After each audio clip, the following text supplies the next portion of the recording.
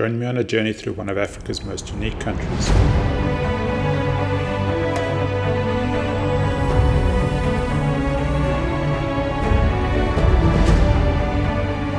I lived and worked in Namibia for 22 years. I was a guide and a guide trainer, and over these 22 years I had the chance to get to know Namibia very, very deeply.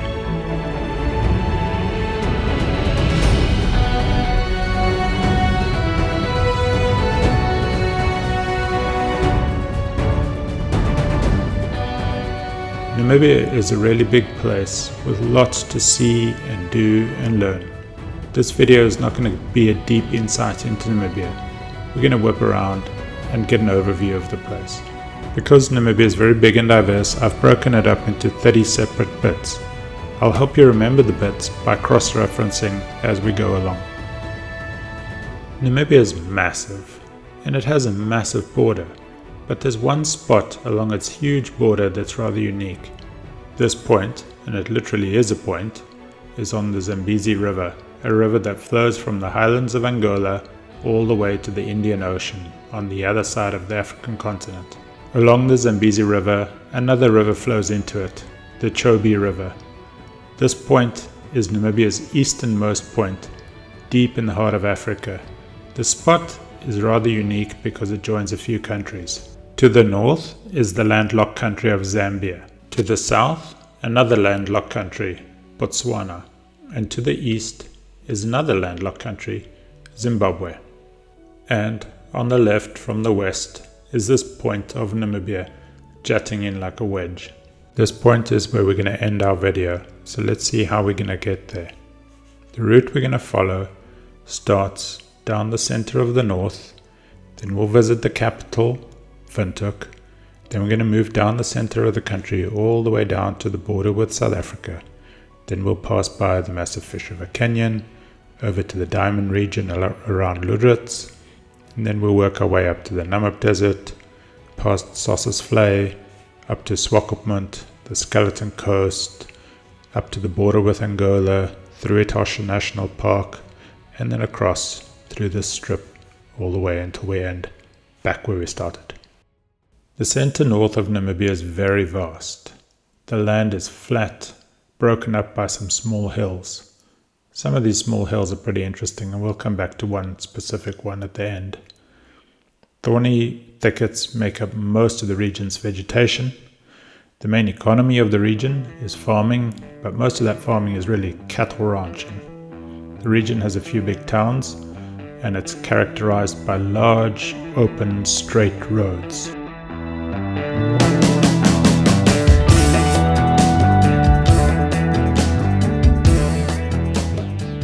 For many, the region is a route through to the north of Namibia. That's often how I feel when I'm passing through the area. It's the promise of going places interesting. Some of my favorite days of my life were driving through here. Some empty coffee cups sitting in the dashboard, a good audiobook playing while miles and miles go by. For Namibians, many of them have families in villages up in the north of Namibia, and they often work down in towns in the south. So often they make this journey through this region a couple times a year. But the region is not just a route through for Namibians. For many tourists too, these are routes to some of the wonderful destinations in Namibia. For example, the famous Etosha National Park, which we'll get to later in this story. But despite being a through route, the region does hold some really interesting places. Let's have a look at a few of them. To me, there's one animal that characterizes this region more than any other, and it's not cattle. Namibia is the country that holds the world's largest population of wild cheetah. And most cheetah in Namibia are not found in protected national parks, they're actually found on farmland. Because these cheetah are on farmland, this puts them in direct conflict with farmers. There's an organization called Cheetah Conservation Fund that has made this work their central priority. The Cheetah Conservation Fund, or CCF, is east of the town of Oranjemund. Aside from issues between farmers and predators, another big conservation-related issue in the area is called bush encroachment. This is where the brush, the vegetation, just becomes too thick Historically, animals like elephants and rhinos would have broken up this bush and allowed areas of grasslands for animals like cattle and cheetah to be able to thrive. But these days the bush becomes too thick, and the Cheetah Conservation Fund helps to work with this as well. To sum it up, the work done by the Cheetah Conservation Fund include training farmers in predator-friendly farming techniques, most famously involving a Turkish breed of sheepdog to keep cheetah away from livestock, researching issues and finding solutions to predator-human conflict, and to work with bush encroachment. They chop down areas of thick bush and use that to make firewood, which they in turn use to help their conservation projects. There is accommodation available at the Cheetah Conservation Fund, but our next destination has a massive tourism operation. Sometimes cheetah or other predators get raised by humans. This might happen for a couple of reasons. Maybe there's orphans found in the bush, or maybe more nefariously people have captured the animals to raise them. And often these animals will be confiscated from people. These end up at the Africat Foundation. When a wild predator gets brought up by people, there are generally two options. The one is to try to rehabilitate the animal to the wild, and obviously this is the ideal option when it's possible. The other is to provide the animal with a home, and the Africat Foundation works with both of these options. Not all big cats can be returned to the wild after they've been brought up by humans. When cheetahs, for example, are brought up on things like dog food or porridge during their younger years, they never get strong enough bones to be able to endure the intense stress of a cheetah hunt, and so they're susceptible to broken bones. The Africat Foundation works in partnership with its sister operation, Oranjemund. Oranjemund is a set of lodges around the whole Africat operation. It has grown into a very large operation, operating several lodges and allowing visitors to view predators that can't be released, and also doing game drives into a reserve that they've created to release the animals that can be released back into the wild. A visit to Oranjemund is fascinating, and if you stay there you'll learn all sorts of things about issues around conservation in Namibia. This central north region not only has interesting conservation projects, another famous thing is a set of hills. If you ever get to visit the Brandberg National Park in this region, you'll want to see these rocks lit up by the sunlight. Most of the accommodation is on the eastern side, and so the best light is actually at sunrise. The Brandberg is a plateau. The Brandberg Plateau is made out of this intense red sandstone, dating back to the time of the Gondwana megacontinent, when a massive desert covered this region. The Brandberg is best known as a region with wonderful walks and great viewpoints. If you're interested in history, the region was also the scene of a terrible battle during the darker times in Namibia's history. We're going to leave the central north through the town of Okahanya. Okahanya is somewhat of a crossroads, often a place just to stock up on snacks or fuel, either to head up north through the region we've just talked about, or to go down to the coast, a region we'll get to much later in our story. But Okahanya has some interesting things itself. There are some prominent hot springs, and the area is very important in a historical sense. Leaving this region, we head down to the nation's capital, Windhoek. Windhoek has all the feel of a big city, but for a big capital city, it's pretty small.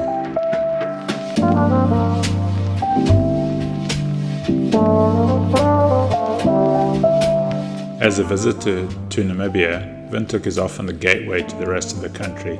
The city is almost smack bang in the middle of Namibia. There's an international airport out to the west, and roads leading out to all the main destinations in the country. The land south from Windhoek is vast open country. There are two dominating vegetation zones. There's dry savanna or Kalahari, where you've got bushes higher than the height of your head, and then as we get further south, there's Karoo, where you've got knee-height bushes. The towns in this region, Rehoboth, Mariental, Keetmanshoop, are spaced enormously far apart, and most of the land is just vast and open. This region can be a land that's hard to appreciate as you drive through it, but the Karoo does hold its own magic, and if you have the chance to spend some time getting to know the ecology of the area, it really is interesting and far more diverse than what one would imagine. But as a new traveler, hundreds and hundreds of kilometers through this open grey shrub can be a bit bleak. In some ways, this makes the few interesting spots really interesting as a contrast. Let's look at a few of those. There are several places where you can stay in somewhat typical Kalahari, where you've got small rolling dunes and some wildlife. Keetmanshoop is the largest town in the deep south. It's so incredibly far from anywhere else that it feels a bit like its own world. If you're driving through the region, Keetmanshoop is your main stop for anything that you need to have a break on the road. Near Keetmanshoop, there's the quiver tree forest, which is a type of succulent that grows out as small trees, and in this region you have stands of them up on these rocky areas, and it's quite a striking thing to view, especially considering the dry openness of the surroundings. The last time I was in the area, they had cheetah in captivity there, which I'm not a fan of, so hopefully that's changed, but it's still an interesting place to view. Carrying on down, we reach the Orange River. By now we've traveled about 800 kilometers down from Windhoek, and we're actually closer to Cape Town in South Africa than what we are to Windhoek. The Orange River is in stark contrast to the dry, open Karoo that we've passed through. For those whose journey connect the two countries of South Africa and Namibia, this border post is a common crossing. But not only that, there's also the opportunity to do some river adventures, rafting or doing a kayak trip. Our next stop is the reason why many people even go to the very far south of Namibia, the Great Fish River Canyon. This canyon is one of the largest in the world, amongst the Grand Canyon and the Blue Nile Gorge in Ethiopia. The canyon is absolutely massive. You may visit the canyon just to see the dramatic landscapes that it provides, or if your budget permits, you can fly over it, which is one of the few ways to really see how massive the canyon really is. Or, if you're more adventurous and pretty fit and up for a big challenge, you can do hikes, from just day hikes through to several days down the canyon. From the Fish River Canyon, we're going to move westwards, where it gets drier and drier as we get into desert proper, until we end up all the way across to the coast of Namibia. When we get to the town of Lüderitz, it gives off the vibe of a bit of a remote Siberian town. It's not that there's any snow, it's just that it's so remote. It's often grey and foggy, sometimes covered by sandstorms. It might sound really negative, but to me it's the exact opposite. I absolutely love the strangeness of Lüderitz and this whole area. It just feels like it's from another world. Lüderitz stands in sharp contrast to everything we've experienced so far. The region is hyper-arid desert. It's between what's known as the succulent Karoo and the Namib Desert. It's coastal and it feels like a harbour town, but it's also interesting for another reason. Diamonds. Diamonds are formed deep under the ground in what's known as kimberlite pipes.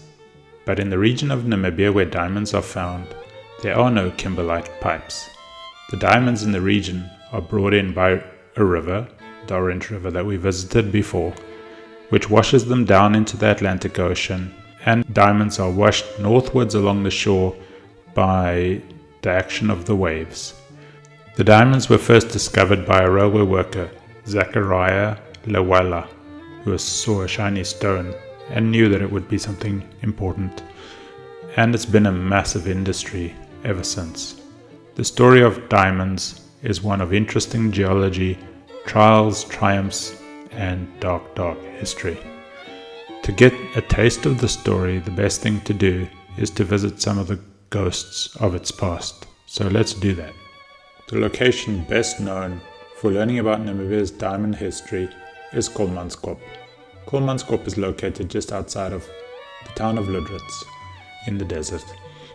Kolmanskop is a location best known for its abandoned buildings with sand blowing through them, creating some wonderful photo opportunities. Kolmanskop is an abandoned town that was once a hub of this diamond industry.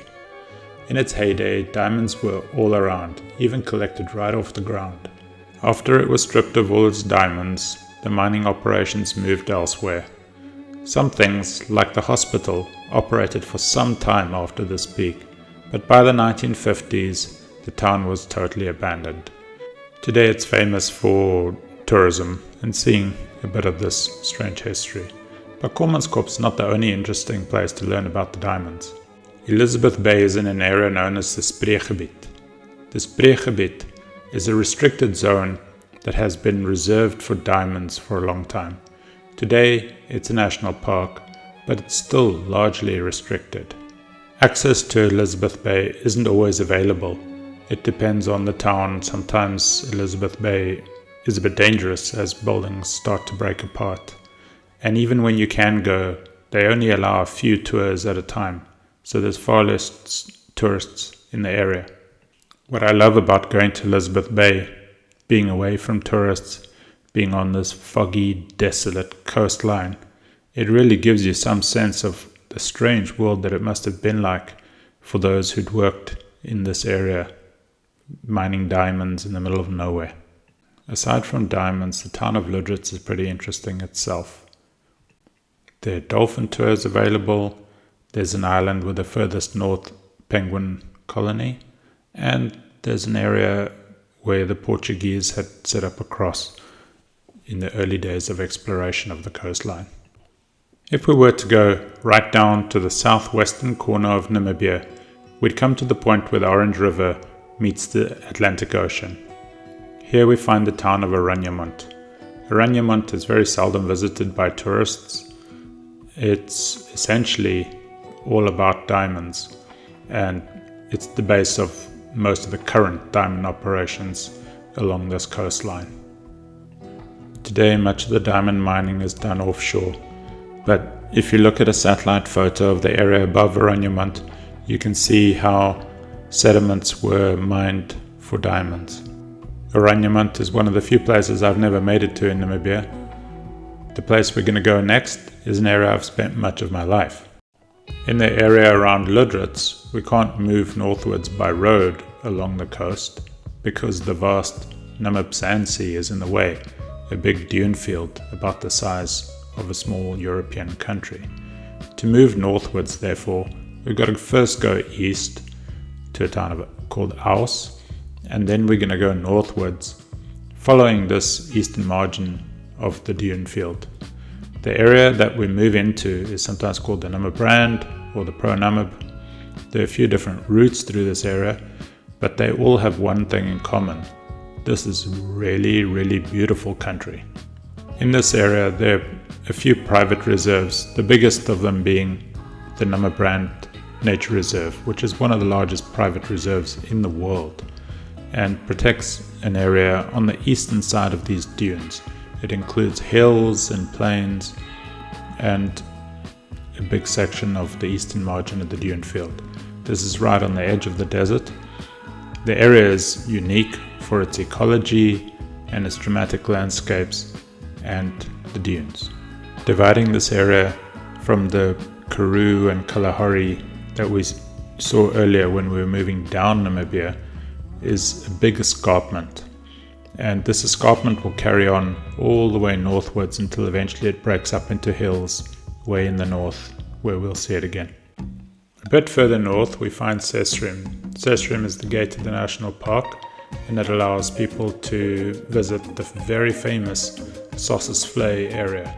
Sossusvlei is a region of massive dunes, And it's probably what Namibia is most famous for. The dunes at Sossusvlei are absolutely massive. And what makes it really impressive is that you've got this open valley, so you're viewing the big dunes from flat ground. They're white clay pans with these dunes surrounding you. It's really a stunning place. Aside from Sossusvlei itself, there are some other dune areas that you could visit. And then there's the small Sesriem Canyon. It's a tiny little canyon, but it's very interesting. Partly historically, it was a source of water for many travelers through the area because it was one of the few places that had some permanent water. And it's interesting for its geology. It's made up of this conglomerate rock. And then similar to the south, around the NamibRand area, we also have various lodges of varying degrees of luxury spread out over a very large area. Most of their focus is all on visiting Sossusvlei, but some of them have other activities on offer as well. North of the very large area of dunes is an area of gravel plains in the desert, basically dry, open, barren plains of desert. Now to get there from Sesriem, where we've been at Sossusvlei, we drive northwards and we cross a river. We cross several rivers actually, and when we say cross a river, we don't actually mean crossing a flowing river. These rivers are ephemeral, they don't flow all year. In fact, they seldom flow. If you remember down in the south, we talked about the Swakopmund to the east. That's still carrying on to the east. And these rivers come out of the escarpment, and occasionally when there's a lot of rain, these rivers will flow. And so we're going to cross this massive river called the Tsumeb River, or this massive canyon down through the river, and that takes us from the area of dunes to the area of gravel plains. The Tsumeb River is significant because it blocks the sand from going northwards. So to the south there's dunes, to the north gravel plains. When we cross the road over the river, we're going through this wonderful canyon, and then the dramatic change on the other side is pretty surreal when we get out on these open gravel plains. There's basically nothing but bare ground for miles and miles and miles. But there is some interesting stuff here. We have some pretty unique hills of various geology, and so they look different depending on the light, and they look different one from another because of the different geology they have. There's also, closer to the coast, lichen plains. Now lichens may not seem that interesting, but there's a whole unique ecosystem based on the fog region close to the coast, where lichens grow on the ground just from fog moisture. In terms of industry, there's very little going on here because it's essentially bare open ground, but the area is very important in terms of mining, and the most significant mining activity is uranium. On the northern area of this zone we meet the Swakopmund River, another ephemeral river, another dry riverbed. This one also has canyons, but unlike the Tsumeb, which is one main big canyon, the Swakopmund River holds a whole series of small canyons, and they're pretty dramatic. The area around the river is called the Moon Landscape, mainly because it's so barren and open. And that brings us to the end of this section. Next we'll move on to some of the mountains. The Erongo Mountains are not as well visited by tourists as many of Namibia's more famous destinations, but I think it's a region well worth the visit, and they're absolutely beautiful. It's somewhere that I love going to. The Erongo Mountains are special for walks, landscape, and the unique fauna and flora. One thing I love about the Erongo Mountains is that they provide easy access for many Namibians to the wonderful nature of the country. Many of Namibia's amazing places are very remote and hard to get to for people living in the prominent towns. But the Erongo Mountains are right between Windhoek, the capital, and Swakopmund and Walvis Bay, the prominent coastal towns. The Erongo Mountains are most famous for their dramatic landscapes. The mountains are created by a large granite dome, and these granites form large dramatic boulders. The granites can also form beautiful, beautiful colors at the right time of the day. There are many places in the Erongo Mountains that offer nice hiking trails. Many of them offer very stunning views. Virtually any hike will get you up and down the hills, so you better be in fairly good shape to visit. Namibia is a country that has a fair amount of endemicism, animals and plants that are only found within Namibia. And the Swakopmund region, being isolated from any other African mountains, offer many of these endemics. And so the region around the Erongo Mountains is a hotspot for many of these things. This is most often known to birders who will almost always make a stop at the Erongo Mountains, but also includes plants and reptiles and so on. Next, we'll zigzag back to the Tsumeb River. Where we crossed it before, we crossed the big canyon, but where we meet it here, closer to the coast, we're in the open area. We've got dunes to the south, gravel plains to the north. We're now in the Walvis Bay area. Walvis Bay itself is a coastal town, but we'll get there later. Our first visit in this area is Gobabib. Gobabib is not really often visited by tourists, more often by scientists, but the area is really magical. From the air, the region is just striking. You've got the red dunes stretching hundreds of kilometers to the south and the gravel plains stretching off to the north. The Tsumeb River divides these very clearly. Gobabib is a training and research center. The research done at Gobabib has been very influential to our knowledge of this desert and how deserts work in general.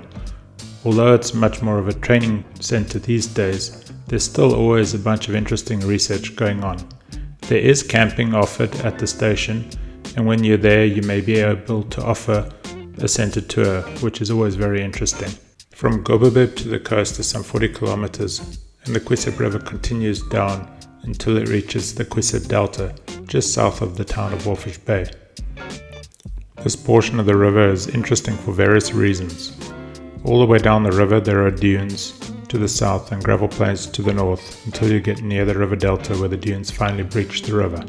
There are still people, the Topna, who still live along the river, herding animals and eating the fruit of a special desert plant called the nara. This lower area of this dry riverbed is really interesting, and there are people who offer tours going up and down the riverbed, and it's worthwhile taking a trip there. When we get near the ocean, the town of Walvis Bay lies north of the river, but there's one interesting place to visit to the south. Sandwich Harbour can only be reached by 4x4, and that's rather challenging 4x4 if you're not good at sand driving. If you want to visit the region, I highly recommend going with an experienced guide, which not only means that you get there and back safely, but you also learn a lot about the region. Some of the guides focus more on the 4x4 experience, and it's worth doing some research to find a company that tells you the interesting stuff about the place rather than just a 4-wheel drive experience. Sandwich Harbour itself was a little town for a while, a little settlement during the colonial period, but the sea breached the sandbanks that made the harbour, and today these sandbanks provide a refuge for migratory birds, and there are no people living there anymore. As we move north towards the town of Walvis Bay, we come to an area around the Tsumeb River mouth where there are massive salt pans. The dry desert conditions right along the coast allow the drying out, as well as the sea providing the salt. These large pans provide a huge amount of salt each year that is exported from the harbour in Walvis Bay. As you move north of the salt pans, you get into the Walvis Bay Lagoon. The Walvis Bay Lagoon provides a refuge for birds, most famously flamingos. Moving north, we finally get to the town of Walvis Bay. Walvis Bay is only the third town that we've met so far, and that's not because we've skipped other towns. Although we've gone north hundreds of kilometers, this is only the third town from the south. Walvis Bay is built around a harbour, and if you remember at the very beginning of the video, we showed that the little point of Namibia touches Zambia, Zimbabwe and Botswana, all three of which are landlocked countries. So Walvis Bay Harbour is not only an important harbour for Namibia, but also for these landlocked countries that have no harbour of their own. From Walvis Bay we're going to drive 30 kilometers north. Here we reach the coastal town of Swakopmund. Most locals simply refer to it as Swakop.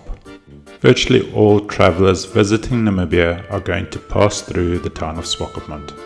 In this section we're going to look at the town itself and what there is to experience in the town. We'll also look at the surrounding area and what there is to experience there, and we'll talk a bit about the history and the industry just to understand the place. Even though Swakopmund is coastal, unlike Walvis Bay, it's not a harbour town. Swakop's biggest industry is tourism.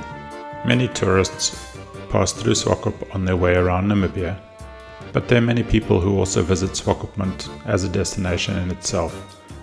Many South Africans and Namibians will visit Swakopmund and the surroundings as their holiday destination. Another important industry to the town is mining. The mines aren't in the town, they're out in the surrounding desert, but workers to the mines live there, and there are many businesses that support mine operations. The mines are important to modern-day Swakopmund in a historical context. When the Germans established a protectorate over the region in the late 1800s, they needed a port town. Walvis Bay, a natural harbour, was already held by the British, and so the Germans had to look elsewhere, and that's why they chose Swakopmund. After the First World War and the Treaty of Versailles, the country was unified, and there was no longer a need to have two separate port cities so close to each other. For some time, a port kept operating out of Swakopmund, but slowly that frizzled away, and Swakopmund became essentially a fishing town and a retirement village. For many decades, there was very little economic activity in the town. One benefit to that is that today's Swakopmund still maintains some of its historical buildings. Unlike Walvis Bay, where port expansion demolished a lot of the old historical town, Swakopmund remained intact. It wasn't until around the 1970s when the opening of a large uranium mine started to inject growth into the town. Finally, independence from South Africa in 1990 saw the birth of large-scale tourism in Namibia. Modern Swakop is this blend of historical buildings, the tourism industry, and the support of the mining operations. On the main beachfront side of Swakopmund, there's a jetty and what is called the moorla, which is an old structure that used to be where ships would dock. These are all that remain of Swakop's history as a harbour town. Nearby there's a lighthouse. There's quite an interesting museum with a lot of historical information about Swakopmund and the region, a craft market, restaurants and cafes. Just inland from this area is the main street and lots of the old historical buildings. The area around Swakopmund has quite a lot to see and do. There are the massive beaches stretching for miles and miles along the coast, popular both for visiting the beach and also for fishermen. There are dunes stretching south of the town, going all the way to Walvis Bay, and these dunes are popular as a recreation area, allowing activities like quad biking and sandboarding. East of the town there's a golf course, and the desert itself has some points of interest. A lot of that is centered around the Swakop River, which stretches inland east of the town of Swakopmund. It offers some interesting canyons, interesting vegetation, and quite different scenery from the gravel plains further to the south. East of the town is an airport, useful if you're traveling around the country by plane, if you're doing scenic flights, or if you're really adventurous, doing skydiving. Finally, back in the town, Swakopmund offers quite a lot of shopping, and it can be useful to stock up if you're going to some of Namibia's more remote regions, such as the place we're going to go next. During the German colonial period, with Swakopmund as their harbour, the Germans used the Swakop River as their means to cross over the desert and reach the interior of the country. The route that we'll follow is the main road to Windhoek. This road passes Okahanya that we saw near the beginning of the video. It also passes nearby the Erongo Mountains that we visited before, but we're just going to go just across the desert to the Spitzkoppe. Spitzkoppe has similar geology to the Erongo Mountains, granite. What makes the area so special is that this dome of granite juts impressively out of the desert floor.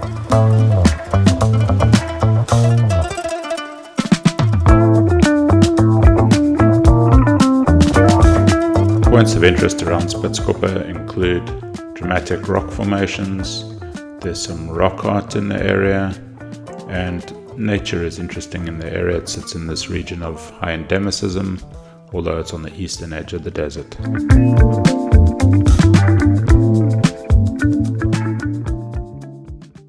Our next location is Namibia's highest mountain. The mountain is called Brandberg, or Brandberg in Afrikaans. The name refers to the red color that you get at sunset on these granites. To reach the Brandberg from the Spitzkoppe, we could travel northwards on gravel roads. A more popular route would be to go north from Swakopmund, turn inland at a town called Henties Bay, and cross the desert to the Brandberg. The Brandberg has an elevation of 2,573 meters, and the mountain stands out clearly from the desert surroundings. The entire western half of Namibia has a geology that's influenced by the continental split, when South America broke away from Africa about 130 million years ago. The geological upheaval of the time has resulted in a region that's rich in minerals and notably in gemstones. Because of this, you'll often find roadside vendors selling gemstones. The only town in the area is Uys, which used to be a tin mine. The northwest of Namibia is very interesting, remote, diverse, and wild. Instead of continuing straight north from the Brandberg, we're first going to return to the coast and visit the Skeleton Coast. The name Skeleton Coast is sometimes used for the entire Namibian coastline, but generally it refers to this northwest region of the coast. There is a national park, the Skeleton Coast National Park, but we're going to start off from the town of Henties Bay. In this video, we're going to break up the Skeleton Coast into two locations. The south will stretch from Henties Bay into the national park, and then the far northwest we'll deal with separately. As mentioned earlier, there are very few towns on Namibia's coastline. Henties Bay is only the fifth town we've encountered. There's Oranjemund, Lüderitz, Walvis Bay, Swakopmund, and Henties Bay. And that's it. There are no other towns on the coastline. There's a few small settlements, fishing spots, but other than that, there's really nobody along Namibia's massive coastline. Henties Bay is smaller than the towns we've dealt with before. Henties Bay is mainly the town is partly about retirement, fishing, and a launch point for exploring the rest of this coastline. Traveling north of Henties Bay, we encounter big, open, white plains of desert for miles and miles. Other than some marked fishing locations, the next point of interest is Cape Cross, the fur seal colony. At its peak in the breeding season, the Cape fur seal colony can hold as many as 180,000 fur seals. The colony is so massive that it holds somewhere in the ballpark of 10% of the entire population of Cape fur seals. Visiting Cape Cross is absolutely fascinating, but there's one thing to be very aware of. It stinks. Cape Cross was the location of the furthest south exploration of the Portuguese at one stage. Today there are two replica crosses. The original cross is housed in Germany. If we continue north from Cape Cross, we eventually end up at the gate of the park. The park's gate is at the mouth of the Uchab River. Like all the rivers we've seen, aside from the Orange River way in the south, these rivers are ephemeral. They don't flow very often, and it's really only about once a decade that they actually reach the sea. Once in the park, the terrain stays much the same, dry, open, barren plains along the coastline. Further along, we cross the Huab River, and then further along we come to the Kunene region. This used to be a mining region, but just before we reach it, there's an old abandoned oil rig out in the desert, which is quite fascinating to take a look at. Sometime after that, we reach the turnoff on the C39, the road leading into the interior through the gate called Springbokwasse and into a region that we'll come to later. Our next location is the northern part of the Skeleton Coast. In this area, we start to find our first dunes again since we left the dunes down in the south. Traveling into this area requires a permit, generally to stay at places like Tora Bay or Moore Bay. The vast majority of the region is totally inaccessible. There are some tourist concessions that allow people to go into the area with them, but other than that, the area is totally restricted. but it's fascinating. The fur seal colonies, the shipwrecks. One very fascinating thing about the area is that occasionally down the riverbeds, lions still traverse and even end up on the beach. In the far north of this region, we meet the Angolan border along the Kunene River. Our next location is the region around Twyfelfontein. This region is a communal area primarily for the Damara people. The region we're looking at lies north of the Brandberg Mountain, inland from the Skeleton Coast, but further west than the central north that we'd looked at right near the beginning of this video. The region varies from semi-arid in the east to proper hyper-arid desert in the west. Despite being communal areas, not national parks, these areas have a variety of wildlife. This wildlife including things like elephants, giraffes, rhinos. The elephants are often referred to as the desert elephants, and they're a special feature of the region. The best way to experience them is to take drives with guides from some of the local lodges. The region has amazing geology with some notable locations to visit if that's an interest of yours. But more than anything else, the region is known for the rock art. Twyfelfontein itself is the most important location in terms of rock art. The region has engravings rather than rock paintings. The engravings are amazing because unlike rock art that's normally found in deep dark caves or overhangs, the engravings are out in the open and often can be seen in full sunlight on beautiful red rocks.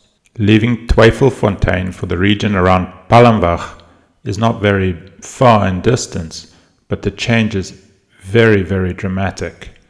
The main reason for this is the geology of the region. When South America broke away from Africa about 130 million years ago, there was a huge volcano that spewed lava over a massive area, essentially as these continents were ripped apart.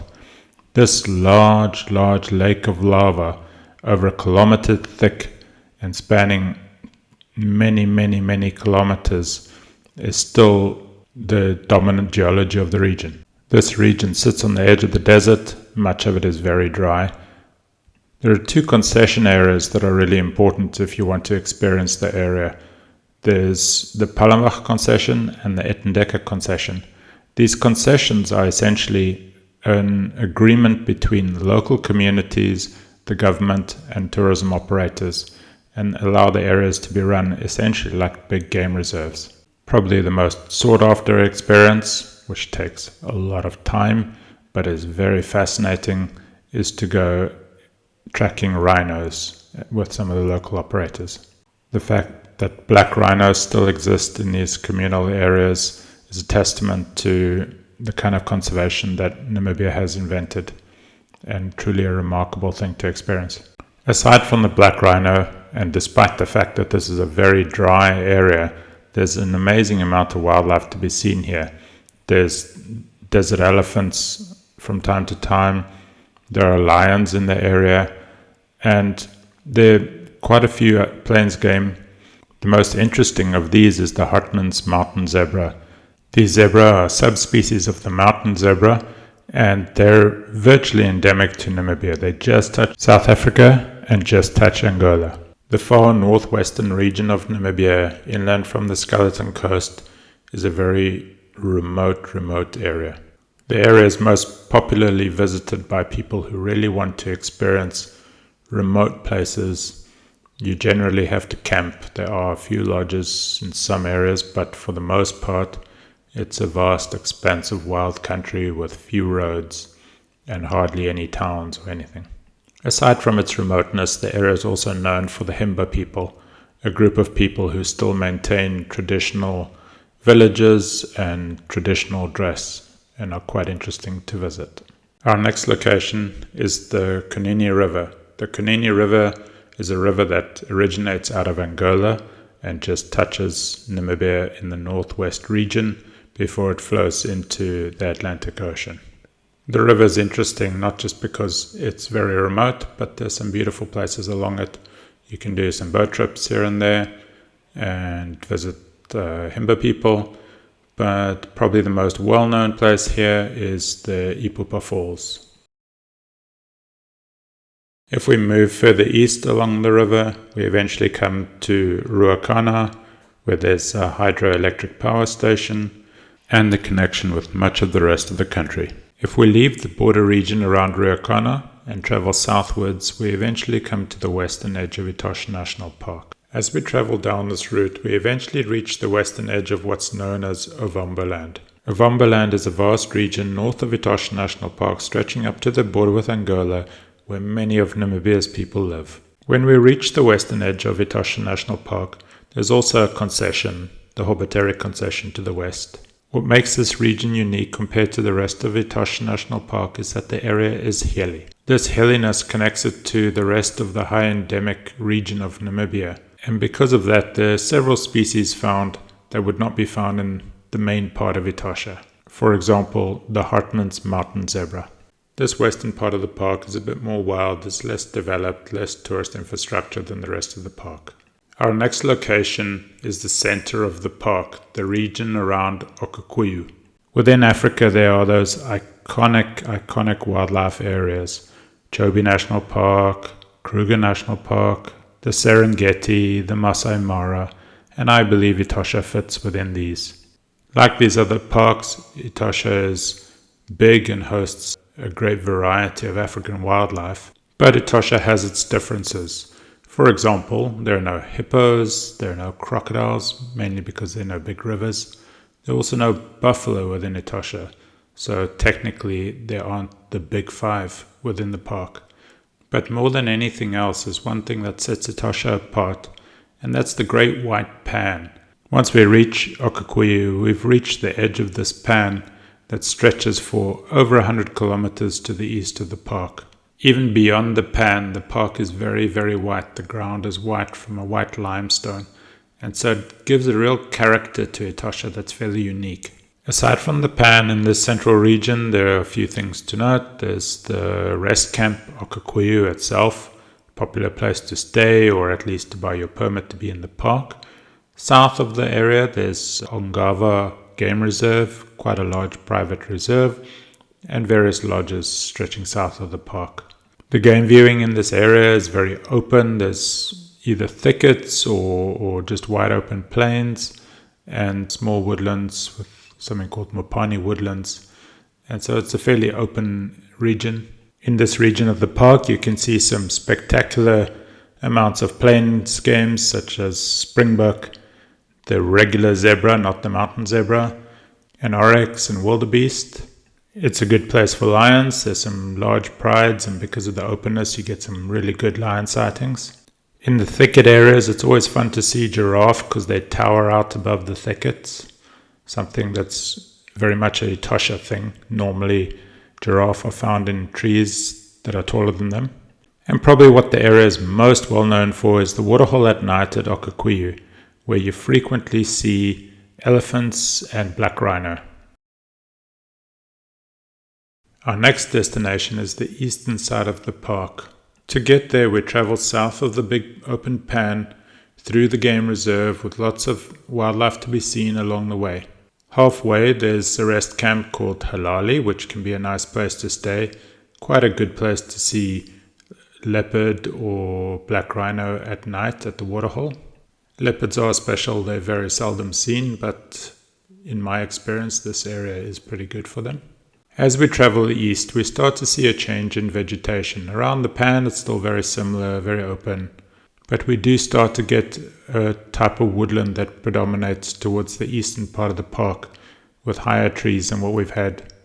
On this eastern side there's a set of waterholes that are very frequently visited, and they can be really good for seeing a variety of wildlife. Around some of the open pans, it's not a bad area for finding cheetah, but there's an area that is less visited by most tourists, and that's the Andoni Plains. That's traveling right up north of the eastern side of the park to where you get these wide open plains.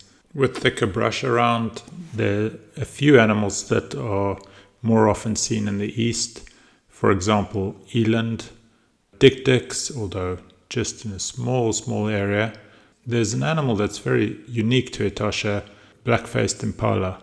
Although the rainy season is always more challenging for wildlife, eastern part of Etosha can be interesting to visit when it's wet, partly because some of these small pans and the edge of the big pan fills up with water, and you often get a lot of birds coming in there, including flamingos.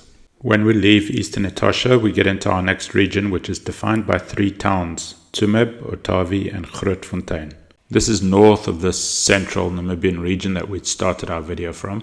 After leaving Etosha and working our way down towards the town of Tsumeb, we meet our first area of interest, Lake Otjikoto. Though small, this lake is quite interesting. The lake is created by a sinkhole in the dolomite rock.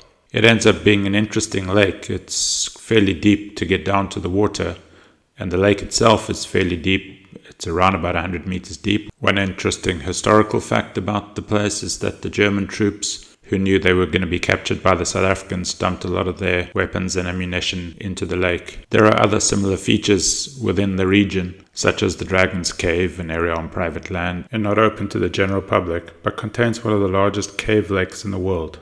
The town of Tsumeb used to be a copper mine, and the mining structure still stands right in the middle of the town. The town of Otavi was important because it was the first inland town that a railway was built to from the coast because of its importance in mining. And finally, near the town of Grootfontein, we find the largest intact meteorite in the world, the Hoba meteorite. The next region we look at is the area around Tsumkwe. Tsumkwe is in the northeastern part of Namibia.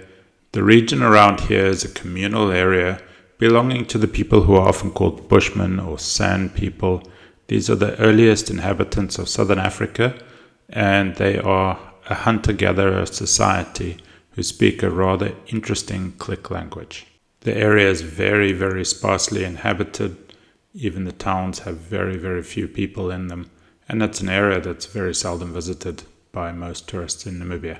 Our next region, Khaudum National Park, is a pretty large national park, about 3,800 square kilometers, which is largely unknown. The park is situated in northern Kalahari woodland, which we think of Kalahari as desert, but by now we're really getting out of the desert into these dry woodlands. The park is seldom visited mainly because it's pretty tough driving around there. It's in thick Kalahari sands, and so there's no good roads getting in there. You need very reliable 4x4s to drive around the park. Like most of the Kalahari, the area is very flat, and it contains a host of interesting wildlife, including many elephant, and we start to see unusual things like roan antelope, which are not common in the rest of Namibia, as well as African wild dogs. Our next region takes us up to the beginning of this Caprivi strip, this region of land that extends out to the east of Namibia. If we start from the town of Grootfontein, there's a road that works its way up to Rundu. If we look at the vast majority of the regions that we've looked at in Namibia, they're very sparsely populated.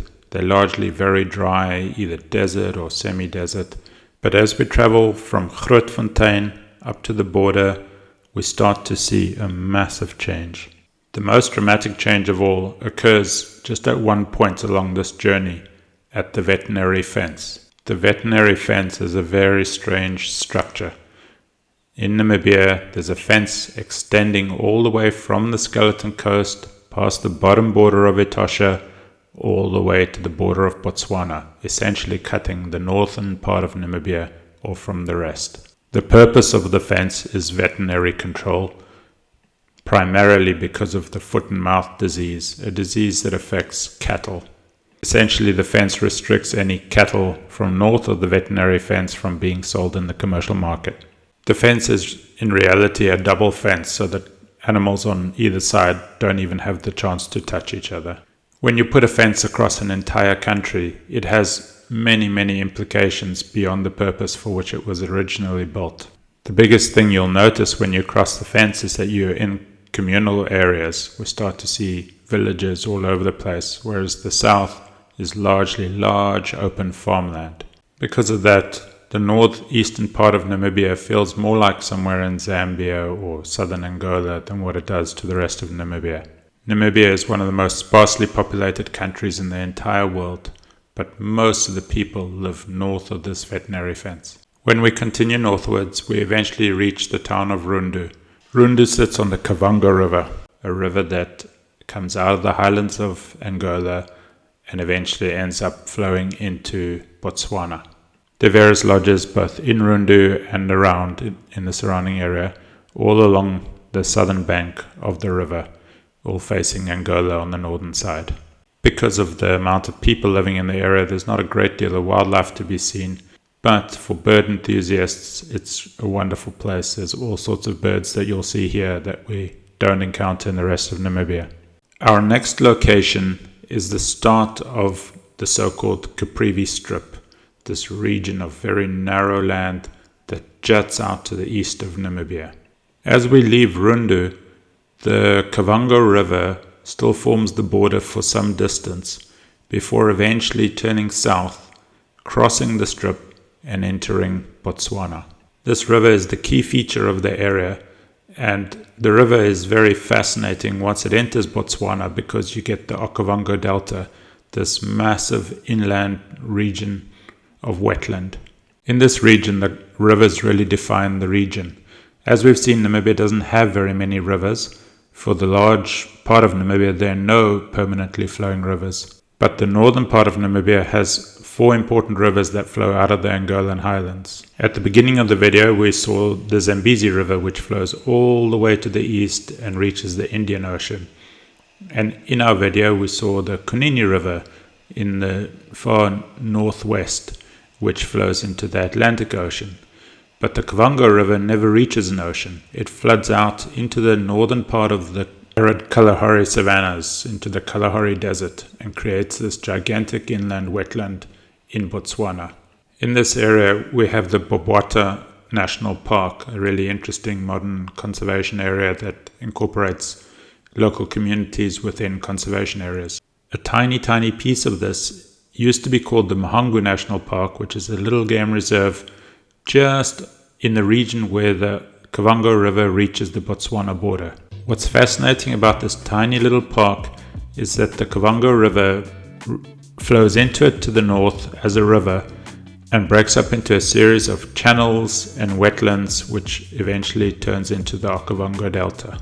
Here we find animals that we don't typically see in Namibia, such as roan antelope and sable, as well as things like hippos and crocodiles. And we also find the most bird-rich region of the country here. This whole region is so flat that the rivers are basically level, and there are no waterfalls or anything along these parts of the rivers. And so there's one little area of rapids called Papa Falls, which is a nice stop to have a look. Our final region is the Zambezi region. Initially, the strip is still narrow until we reach the Kwando River, which flows right through the Caprivi strip, creating a very interesting area of wetlands and rich game viewing.